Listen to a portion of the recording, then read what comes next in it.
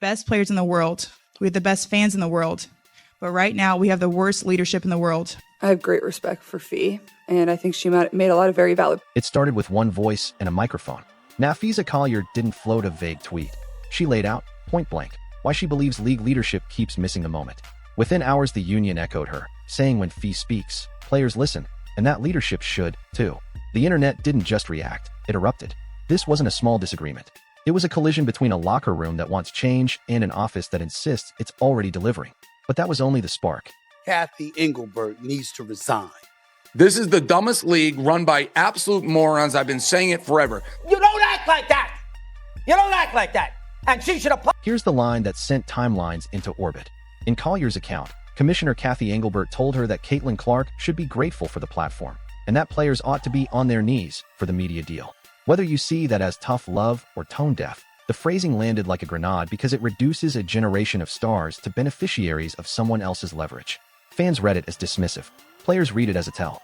And once those words were out in public, nothing was going back in the box. Still, allegations are one side. The other arrived quickly. Her response was, Caitlin should be grateful she makes $16 million off the court, because without the platform that the WNBA gives her, she wouldn't make anything. Engelbert stepped to the mic and called inaccuracies. She flat out denied saying players should be on their knees, pushing back on Collier's framing while promising to do better. The statement was brief, careful, and left almost no specifics. To supporters, that restraint felt professional. To critics, it sounded like a non-answer that dodged accountability. And in a news cycle built on receipts, a denial without details is gasoline, not water, which is when the union's temperature spiked. And in that same conversation, she told me, players should be on their knees thanking their lucky stars for the media rights deal that I got them. That's a mentality driving our league from the top. We go to battle every day to protect a shield that doesn't value us. Collier didn't just disagree. She canceled a meeting with the commissioner. Her reason? Lack of accountability. That move reframed everything. This wasn't he said, she said. It was a relationship breakdown between the league's most important stakeholders right before the CBA clock hit zero. In negotiation, leverage is attention, credibility is currency. Canceling a sit-down says the account is overdrawn.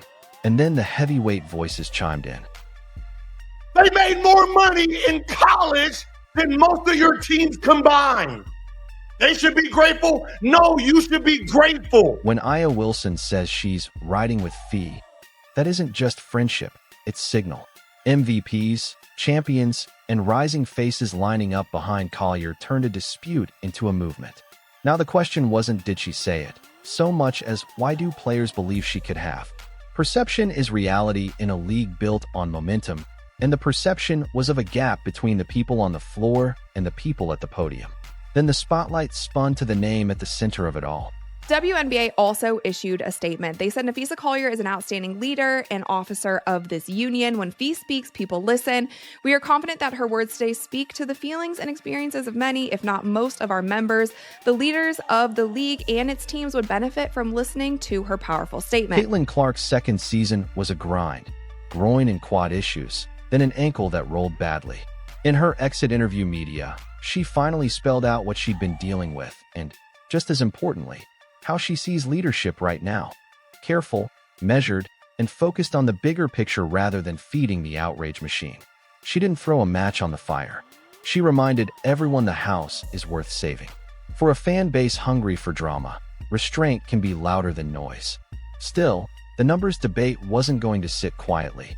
To read Cathy Engelbert's statement back to Napheesa Collier. She said, I have the utmost respect for Napheesa Collier and for all the players in the WNBA. Together, we have all worked tirelessly to transform this league.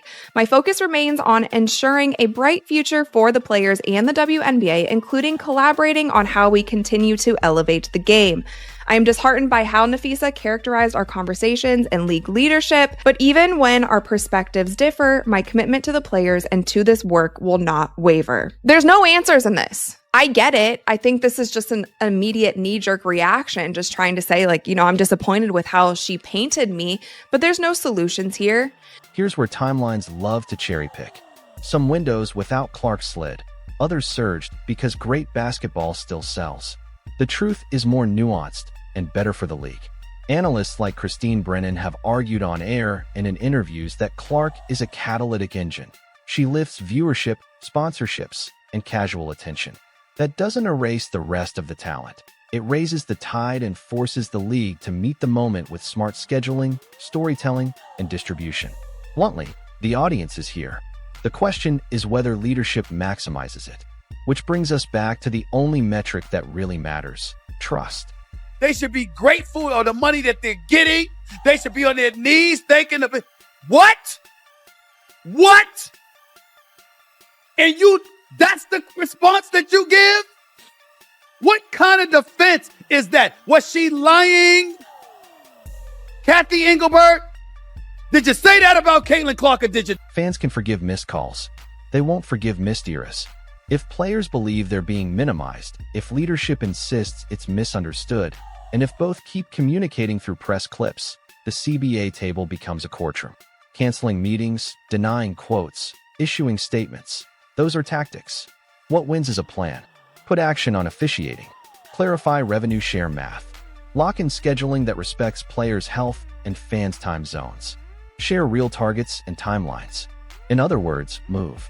Because the worst version of this story isn't that someone said something harsh in private. It's that the league had the biggest window in its history and stared right through it. Caitlin, what's the status of your health right now, and what specifically injury-wise between the ankle and the groin was it that prevented you from coming back this year? Yeah, honestly, I've been working really hard to get back to full health, and I feel like probably over these last couple of weeks is when I've probably started feeling my best. Obviously, my ankle kind of didn't allow me to really see where my groin was at. To see after Napheesa's comments and what she alleged that Kathy Engelbert had said specifically about you, what your thoughts were on that, and have a follow-up. Well, I mean, first of all, I have great respect for Fee, and I think she made a lot of very valid points. And I think what people need to understand, we need great leadership in this time across all levels. This is straight up the most important moment in this league's history. This league's been around for 25 plus years, and this is a moment we have to capitalize on. Collier's allegations lit the fuse. The union publicly backed her. Engelbert denied the on-their-knees phrasing, calling reports inaccurate. Collier canceled a meeting over lack of accountability, raising stakes ahead of the CBA. Stars like Aya Wilson lined up behind Collier, signaling player unity. Clark addressed her injuries and emphasized leadership without fanning flames. Ratings/attention are real and malleable. Analysts argue Clark accelerates growth, but leadership choices determine how much sticks.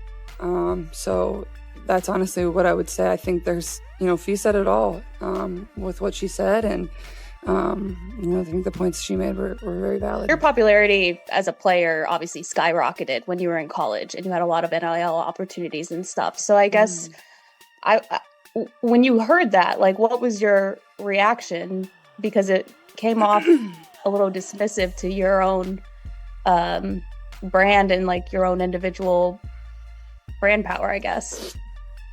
These kids and what they're making in college these days is pretty insane. It's honestly probably more than what I made. Obviously, a lot has changed even since I've graduated. So I'm not 100% up to date on the exact numbers of what college kids are making. But, obviously I was very fortunate after my freshman year of college.